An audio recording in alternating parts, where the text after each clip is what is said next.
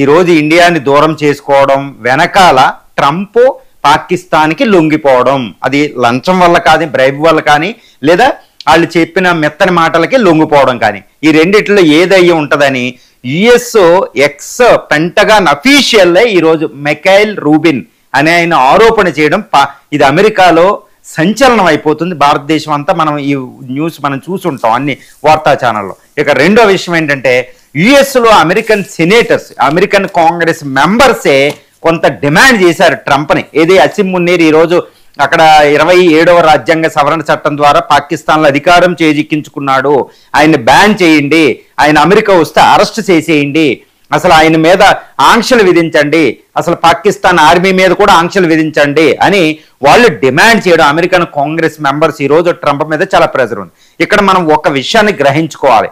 అసలు United states of America president Donald Trump మొదటి పర్యాయంలో ఇండియాకి ఫేవర్గా వ్యవహరించారు. ఆయన ఇటు క్వాడ్ సమ్మిట్ ఇవన్నీ అప్పుడు కూడా మోడీ అధికారంలో ఉండడం. మరి రెండోసారి ఆయన ఎన్నికల ప్రచారంలో ఉన్నప్పుడు కూడా మోడీ గారు యునైటెడ్ స్టేట్స్ ఆఫ్ అమెరికా వెళ్ళి మరి ట్రంప్ యొక్క ఎన్నికల ప్రచారంలో కూడా ఒకసారి పాల్గొనడం జరిగింది సంయుక్తంగా. మనం గుర్తుపెట్టుకోవాలి, అసలు ట్రంప్తో చాలా మంచి ఫ్రెండ్గా ఉండేవారు, ఫ్రెండ్లీగా. కానీ ఒకేసారి వీళ్ళిద్దరి మధ్య సంబంధాలు ఎందుకు చెడిపోని అంటే ట్రంప్కి పాకిస్తాన్ యొక్క అసిమ్ మున్నీర్ ఆర్మీ జనరల్ షహబాజ్ షరీఫ్ ఎక్కువ, ఆయన